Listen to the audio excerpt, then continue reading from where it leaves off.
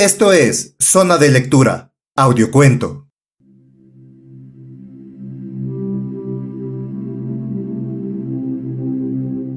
Hoy leeremos un cuento de Jorge Luis Borges. El jardín de senderos que se bifurcan. A Victoria Ocampo. En la página 242 de la Historia de la Guerra Europea de Liddell Hart, se lee que una ofensiva de 13 divisiones británicas, apoyadas por 1.400 piezas de artillería, contra la línea CR-Montauban había sido planeada para el 24 de julio de 1916 y debió postergarse hasta la mañana del día 29. Las lluvias torrenciales, anota el capitán Lidenhart, provocaron esa demora. Nada significativa, por cierto. La siguiente declaración, dictada, releída y firmada por el Dr. Yu Tsung, antiguo catedrático de inglés en la Hochschule de Tsingtao, arroja una insospechada luz sobre el caso. Faltan las 2 páginas iniciales. Y colgué el tubo. Inmediatamente después reconocí la voz que había contestado en alemán. Era la del capitán Richard Madden. Madden, en el departamento de Victor Runeberg, quería decir el fin de nuestros afanes pero eso parecía muy secundario, o debería parecérmelo, también de nuestras vidas. Quería decir que Runeberg había sido arrestado o asesinado. La nota al pie de página dice: hipótesis odiosa y estrafalaria. El espía prusiano Hans Rabener, alias Victor Runeberg, agredió con una pistola automática al portador de la orden de arresto, capitán Richard Madden. Este, en defensa propia, le causó heridas que determinaron su muerte. Fin de la nota al pie de página. Antes que declinara el sol ese día, yo correría la misma suerte. Madden era implacable, mejor dicho, estaba obligado a ser implacable. Irlandés a las órdenes de Inglaterra, hombre acusado de tibieza y tal vez de traición. ¿Cómo no iba a abrazar y agradecer este milagroso favor? El descubrimiento, la captura, quizá la muerte de 2 agentes del Imperio Alemán. Subí a mi cuarto. Absurdamente cerré la puerta con llave y me tiré de espaldas en la estrecha cama de hierro. En la ventana estaban los tejados de siempre y el sol nublado de las 6. Me pareció increíble que ese día sin premoniciones ni símbolos fuera el de mi muerte implacable.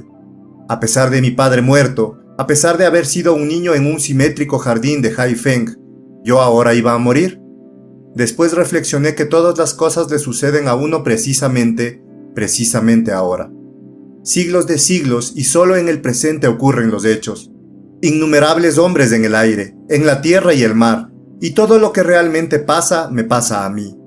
El casi intolerable recuerdo del rostro acaballado de Madden abolió esas divagaciones. En mitad de mi odio y de mi terror, ahora no me importa hablar de terror, ahora que he burlado a Richard Madden, ahora que mi garganta anhela la cuerda. Pensé que ese guerrero tumultuoso y sin duda feliz no sospechaba que yo poseía el secreto, el nombre del preciso lugar del nuevo parque de artillería británico sobre el Ancre. Un pájaro rayó el cielo gris y ciegamente lo traduje en un aeroplano, y a ese aeroplano en muchos, en el cielo francés, aniquilando el parque de artillería con bombas verticales. Si mi boca, antes que la deshaciera un balazo, pudiera gritar ese nombre de modo que los oyeran en Alemania.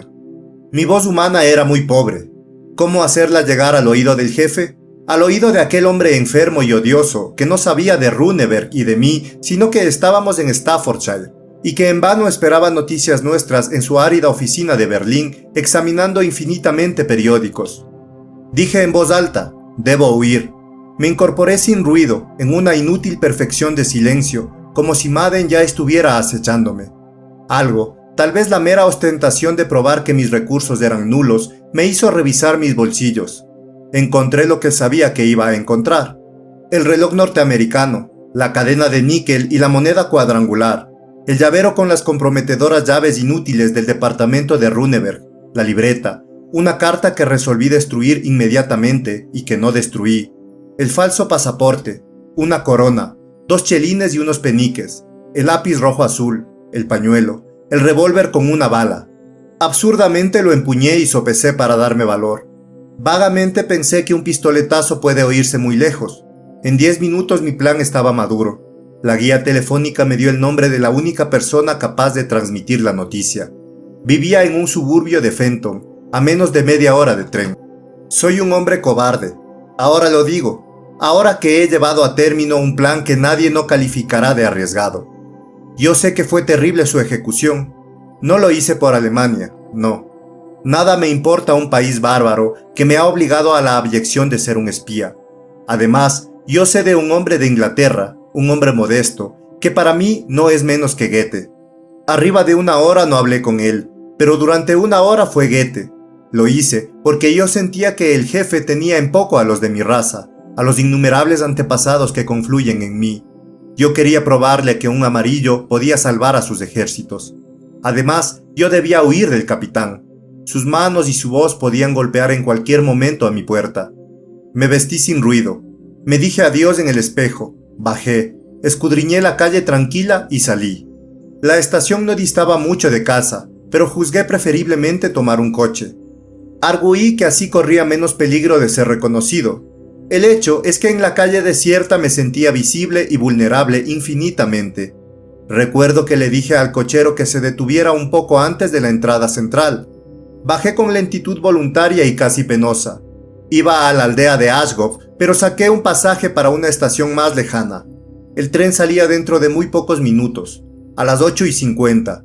Me apresuré, el próximo saldría a las 9:30. No había casi nadie en el andén. Recorrí los coches, recuerdo a unos labradores, una enlutada, un joven que leía con fervor los anales de Tácito, un soldado herido y feliz. Los coches arrancaron al fin. Un hombre que reconocí corrió en vano hasta el límite del andén. Era el capitán Richard Madden. Aniquilado, trémulo, me encogí en la otra punta del sillón, lejos del temido cristal. De esa aniquilación pasé a una felicidad casi abyecta. Me dije que estaba empeñado mi duelo y que yo había ganado el primer asalto, al burlar, siquiera por 40 minutos, siquiera por un favor del azar, el ataque de mi adversario. Arguí que no era mínima, ya que sin esa diferencia preciosa que el horario de trenes me deparaba, yo estaría en la cárcel o muerto. Arguí, no menos sofísticamente, que mi felicidad cobarde probaba que yo era hombre capaz de llevar a buen término la aventura. De esa debilidad saqué fuerzas que no me abandonaron. Preveo que el hombre se resignará cada día a empresas más atroces. Pronto no habrá sino guerreros y bandoleros. Les doy este consejo. El ejecutor de una empresa atroz debe imaginar que ya la ha cumplido. Debe imponerse un porvenir que sea irrevocable como el pasado. Así procedí yo, mientras mis ojos de hombre ya muerto registraban la afluencia de aquel día, que era tal vez el último, y la difusión de la noche. El tren corría con dulzura entre fresnos. Se detuvo casi en medio del campo. Nadie gritó el nombre de la estación. «¿Ashgrove?», le pregunté a unos chicos en el andén. «Ashgrove», contestaron. Bajé. Una lámpara ilustraba el andén, pero las caras de los niños quedaban en la zona de la sombra. Uno me interrogó: «¿Usted va a la casa del doctor Stephen Albert?». Sin aguardar contestación, otro dijo: «La casa queda lejos de aquí, pero usted no se perderá si toma ese camino a la izquierda y en cada encrucijada del camino dobla a la izquierda». Les arrojé una moneda, la última. Bajé unos escalones de piedra y entonces en el solitario camino. Este lentamente bajaba. Era de tierra elemental. Arriba se confundían las ramas. La luna baja y circular parecía acompañarme. Por un instante pensé que Richard Madden había penetrado de algún modo mi desesperado propósito. Muy pronto comprendí que eso era imposible. El consejo de siempre doblar a la izquierda me recordó que tal era el procedimiento común para descubrir el patio central de ciertos laberintos. Algo entiendo de laberintos. No en vano soy bisnieto de aquel Cui Peng que fue gobernador de Yunnan y que renunció al poder temporal para escribir una novela que fuera todavía más populosa que el Hung Lu Meng y para edificar un laberinto en el que se perdieran todos los hombres. 13 años dedicó a estas heterogéneas fatigas, pero la mano de un forastero lo asesinó y su novela era insensata y nadie encontró el laberinto. Bajo árboles ingleses medité en ese laberinto perdido. Lo imaginé inviolado y perfecto en la cumbre secreta de una montaña. Lo imaginé borrado por arrozales o debajo del agua. Lo imaginé infinito, no ya de kioscos o chavados y de sendas que vuelven, sino de ríos y provincias y reinos. Pensé en un laberinto de laberintos, en un sinuoso laberinto creciente que abarcaba el pasado y el porvenir y que implicara de algún modo los astros. Absorto en esas ilusorias imágenes, olvidé mi destino de perseguido. Me sentí, por un tiempo indeterminado, percibidor abstracto del mundo. El vago y vivo campo, la luna, los restos de la tarde obraron en mí. Asimismo, el declive que eliminaba cualquier posibilidad de cansancio. La tarde era íntima, infinita. El camino bajaba y se bifurcaba entre las ya confusas praderas. Una música aguda y como silábica se aproximaba y se alejaba en el vaivén del viento, empañada de hojas y de distancia. Pensé que un hombre puede ser enemigo de otros hombres, de otros momentos de otros hombres, pero no de un país, no de luciérnagas, palabras, jardines, cursos de agua, ponientes. Llegué así a un alto portón herrumbrado. Entre las rejas descifré una alameda y una especie de pabellón. Comprendí de pronto dos cosas. La primera trivial, la segunda casi increíble. La música venía del pabellón, la música era china. Por eso yo la había aceptado con plenitud, sin prestarle atención. No recuerdo si había una campana o un timbre o si llamé golpeando las manos. El chisporroteo de la música prosiguió. Pero del fondo de la íntima casa un farol se acercaba. Un farol que rayaban y a ratos anulaban los troncos. Un farol de papel que tenía la forma de los tambores y el color de la luna. Lo traía un hombre alto. No vi su rostro porque me cegaba la luz. Abrió el portón y dijo lentamente en mi idioma: «Veo que el piadoso Si Peng se empeña en corregir mi soledad. Usted sin duda querrá ver el jardín». Reconocí el nombre de uno de nuestros cónsules y repetí desconcertado: «¿El jardín?». «El jardín de senderos que se bifurcan». Algo se agitó en mi recuerdo y pronuncié con incomprensible seguridad: «El jardín de mi antepasado, Tsui Peng». ¿Su antepasado? ¿Su ilustre antepasado? Adelante. El húmedo sendero zigzagueaba como los de mi infancia. Llegamos a una biblioteca de libros orientales y occidentales. Reconocí encuadernados en seda amarilla algunos tomos manuscritos de la enciclopedia perdida que dirigió el tercer emperador de la dinastía luminosa y que no se dio nunca a la imprenta. El disco del gramófono giraba junto a un fénix de bronce. Recuerdo también un jarrón de la familia Rosa y otro, anterior de muchos siglos, de ese color azul que nuestros artífices copiaron de los alfareros de Persia. Stephen Albert me observaba sonriente. Era, ya lo dije, muy alto, de rasgos afilados, de ojos grises y barba gris. Algo de sacerdote había en él y también de marino. Después me refirió que había sido misionero en Tientsin antes de aspirar a sinólogo. Nos sentamos, yo en un largo y bajo diván, él de espaldas a la ventana y a un alto reloj circular.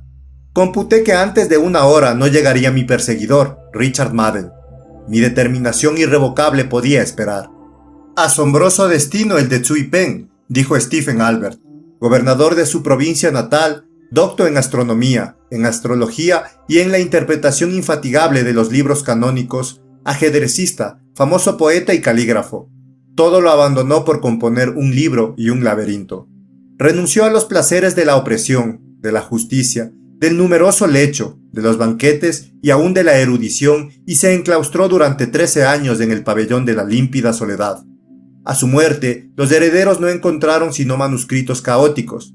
La familia, como acaso no ignora, quiso adjudicarlos al fuego, pero su albacea, un monje taoísta o budista, insistió en la publicación. «Los de la sangre de Tsui Peng», repliqué, «seguimos execrando a ese monje. Esa publicación fue insensata. El libro es un acervo indeciso de borradores contradictorios. Lo he examinado alguna vez. En el tercer capítulo muere el héroe. En el cuarto está vivo. En cuanto a la otra empresa de Tsui Peng, a su laberinto, «Aquí está el laberinto», dijo indicándome un alto escritorio laqueado. «Un laberinto de marfil», exclamé. «Un laberinto mínimo». «Un laberinto de símbolos», corrigió. «Un invisible laberinto de tiempo. A mí, bárbaro inglés, me ha sido deparado revelar ese misterio diáfano. Al cabo de más de 100 años, los pormenores son irrecuperables, pero no es difícil conjeturar lo que sucedió. Tsui Peng diría una vez: «Me retiro a escribir un libro», y otra: «Me retiro a construir un laberinto».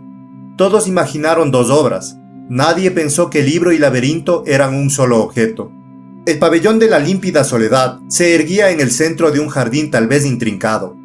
El hecho puede haber sugerido a los hombres un laberinto físico. Cui Peng murió. Nadie, en las dilatadas tierras que fueron suyas, dio con el laberinto.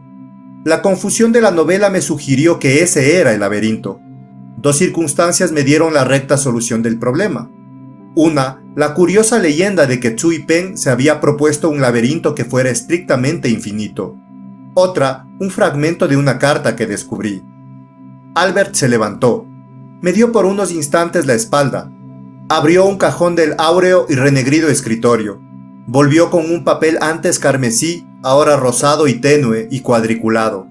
Era justo el renombre caligráfico de Cui Peng.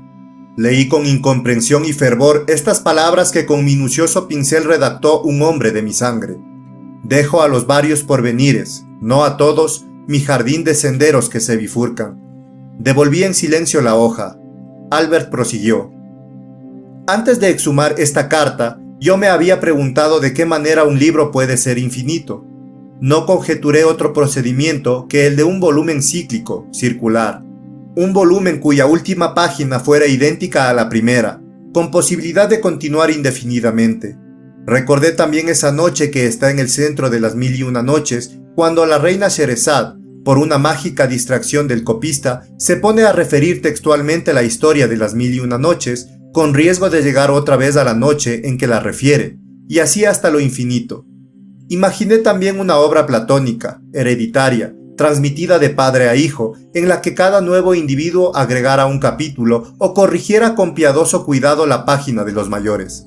Esas conjeturas me distrajeron, pero ninguna me parecía corresponder, siquiera de un modo remoto, a los contradictorios capítulos de Cui Peng. En esa perplejidad me remitieron de Oxford el manuscrito que usted ha examinado. Me detuve, como es natural, en la frase: dejo a los varios porvenires, no a todos, mi jardín de senderos que se bifurcan. Casi en el acto comprendí. El jardín de senderos que se bifurcan era la novela caótica. La frase varios porvenires, no a todos, me sugirió la imagen de la bifurcación en el tiempo, no en el espacio.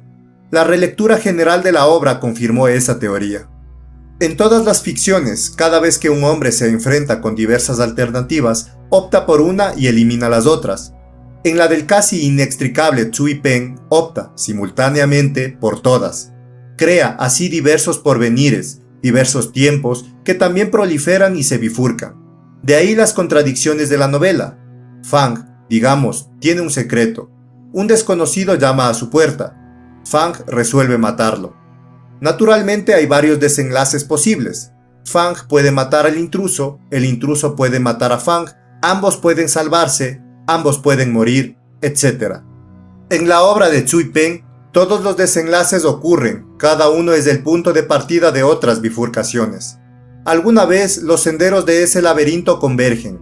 Por ejemplo, usted llega a esta casa, pero en uno de los pasados posibles usted es mi enemigo, en otro mi amigo. Si se resigna usted a mi pronunciación incurable, leeremos unas páginas. Su rostro, en el vívido círculo de la lámpara, era sin duda el de un anciano, pero con algo inquebrantable y aún inmortal. Leyó con lenta precisión dos redacciones de un mismo capítulo épico. En la primera, un ejército marcha hacia una batalla a través de una montaña desierta. El horror de las piedras y de la sombra le hace menospreciar la vida y logra con facilidad la victoria. En la segunda, el mismo ejército atraviesa un palacio en el que hay una fiesta. La resplandeciente batalla le parece una continuación de la fiesta y logran la victoria. Yo oía con decente veneración esas viejas ficciones, acaso menos admirables que el hecho de que las hubiera ideado mi sangre y de que un hombre de un imperio remoto me las restituyera en el curso de una desesperada aventura en una isla occidental. Recuerdo las palabras finales, repetidas en cada redacción como un mandamiento secreto. Así combatieron los héroes, tranquilo el admirable corazón, violenta la espada, resignados a matar y a morir. Desde ese instante sentí a mi alrededor y en mi oscuro cuerpo una invisible, intangible pululación.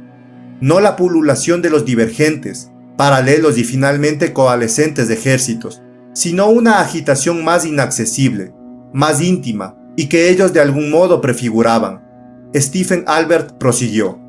No creo que su ilustre antepasado jugara ociosamente a las variaciones. No juzgo verosímil que sacrificara 13 años a la infinita ejecución de un experimento retórico. En su país la novela es un género subalterno. En aquel tiempo era un género despreciable. Cui Peng fue un novelista genial, pero también fue un hombre de letras que sin duda no se consideró un mero novelista. El testimonio de sus contemporáneos proclama, y harto lo confirma su vida, sus aficiones metafísicas místicas. La controversia filosófica usurpa buena parte de su novela. Sé que de todos los problemas ninguno lo inquietó y lo trabajó como el abismal problema del tiempo. Ahora bien, ese es el único problema que no figura en las páginas del Jardín. Ni siquiera usa la palabra que quiere decir tiempo. ¿Cómo se explica usted esa voluntaria omisión? Propuse varias soluciones, todas insuficientes.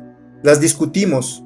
Al fin, Stephen Lambert me dijo: en una adivinanza, cuyo tema es el ajedrez, ¿cuál es la única palabra prohibida? Reflexioné un momento y repuse: la palabra ajedrez. Precisamente, dijo Albert, el jardín de senderos que se bifurcan es una enorme adivinanza, o parábola, cuyo tema es el tiempo. Esa causa recóndita le prohíbe la mención de su nombre. Omitir siempre una palabra, recurrir a metáforas ineptas y a perífrasis evidentes es quizá el modo más enfático de indicarla. Es el modo tortuoso que prefirió en cada uno de los meandros de su infatigable novela el oblicuo Cui Peng. He confrontado centenares de manuscritos. He corregido los errores que la negligencia de los copistas ha introducido. He conjeturado el plan de ese caos. He creído restablecer, el orden primordial. He traducido la obra entera. Me consta que no emplea una sola vez la palabra tiempo. La explicación es obvia. El jardín de senderos que se bifurcan es una imagen incompleta, pero no falsa, del universo tal como lo concebía Cui Peng. A diferencia de Newton y de Schopenhauer, su antepasado no creía en un tiempo uniforme, absoluto. Creía en infinitas series de tiempos, en una red creciente y vertiginosa de tiempos divergentes, convergentes y paralelos. Esa trama de tiempos que se aproximan, se bifurcan, se cortan o que secularmente se ignoran, abarca todas las posibilidades. No existimos en la mayoría de esos tiempos. En algunos existe usted y no yo. En otros, yo, no usted. En otros, los dos. En este, que un favorable azar me depara, usted ha llegado a mi casa. En otro, usted al atravesar el jardín me ha encontrado muerto.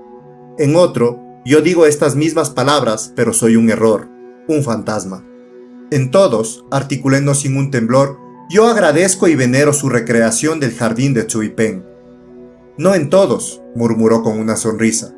El tiempo se bifurca perpetuamente hacia innumerables futuros. En uno de ellos soy su enemigo. Volví a sentir esa pululación de que hablé. Me pareció que el húmedo jardín que rodeaba la casa estaba saturado hasta lo infinito de invisibles personas.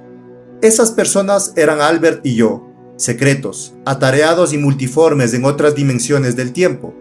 Alcé los ojos y la tenue pesadilla se disipó. En el amarillo y negro jardín había un solo hombre, pero ese hombre era fuerte como una estatua, pero ese hombre avanzaba por el sendero y era el capitán Richard Madden. El porvenir ya existe, respondí, pero yo soy su amigo. ¿Puedo examinar de nuevo la carta? Albert se levantó. Alto. Abrió el cajón del alto escritorio. Me dio por un momento la espalda. Yo había preparado el revólver. Disparé con sumo cuidado. Albert se desplomó sin una queja, inmediatamente. Yo juro que su muerte fue instantánea, una fulminación. Lo demás es irreal, insignificante. Madden irrumpió, me arrestó. He sido condenado a la horca. Abominablemente he vencido. He comunicado a Berlín el secreto nombre de la ciudad que deben atacar. Ayer la bombardearon. Lo leí en los mismos periódicos que propusieron a Inglaterra el enigma de que el sabio sinólogo Stephen Albert muriera asesinado por un desconocido, Yu Tsung. El jefe ha descifrado ese enigma. Sabe que mi problema era indicar, a través del estrépito de la guerra, la ciudad que se llama Albert y que no hallé otro medio que matar a una persona con ese nombre. No sabe. Nadie puede saber mi innumerable contrición y cansancio. El jardín de senderos que se bifurcan. Jorge Luis Borges, 1941. Si tienes recomendaciones para nuevos cuentos, no olvides comentarlo, dale like, suscríbete y comparte este audiocuento. Puedes apoyar el canal también a través de Patreon. Te dejo el link en la descripción.